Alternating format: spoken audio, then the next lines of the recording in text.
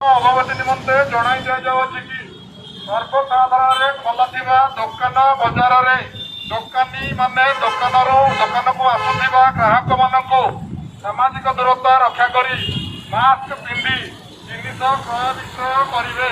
ନଚେତ୍ ଗ୍ରାହକ ଓ ଦୋକାନୀଙ୍କ ବିରୁଦ୍ଧରେ କାର୍ଯ୍ୟାନୁଷ୍ଠାନ ଗ୍ରହଣ କରାଯାଇ 500 ଟଙ୍କା ପର୍ଯ୍ୟନ୍ତ ଜରିମାନା କରାଯିବ। ଅବଗତି ନିମନ୍ତେ ଜଣାଇ ଦିଆଯାଉଛି ସର୍ବସାଧାରଣରେ ଖୋଲାଥିବା ଦୋକାନ ବଜାରରେ ଦୋକାନରୁ ଆସୁଥିବା ଗ୍ରାହକମାନଙ୍କୁ ସାମାଜିକ ଦୂରତା ରକ୍ଷା କରି ଜରିମାନା କରାଯିବ।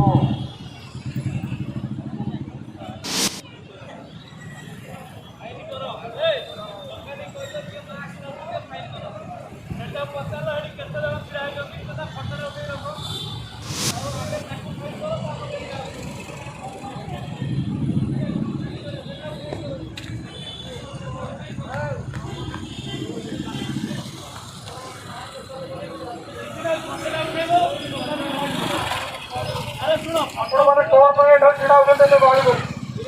5 ଫୁଟ ଡିଷ୍ଟାନ୍ସ କାହିଁକି ମେଣ୍ଟେନ୍ କରୁନାହାନ୍ତି? ସାମାଜିକ ଦୂରତା କାହିଁକି ରକ୍ଷା କରୁନାହାନ୍ତି? କେତେ କ'ଣ କୁହାଯିବ? କେତେ ଦିନ ପରେ ଏଇଟା ଅବସ୍ଥା ନାହିଁ? ଦୋକାନ ବଜାରରେ ଦୋକାନୀମାନେ ଦୋକାନକୁ ଆସୁଥିବା ଗ୍ରାହକମାନଙ୍କୁ ସାମାଜିକ ଦୂରତା ରକ୍ଷା କରି ମାସ୍କ ପିନ୍ଧି ଜିନିଷ କ୍ରୟ ବିକ୍ରୟ କରିବେ।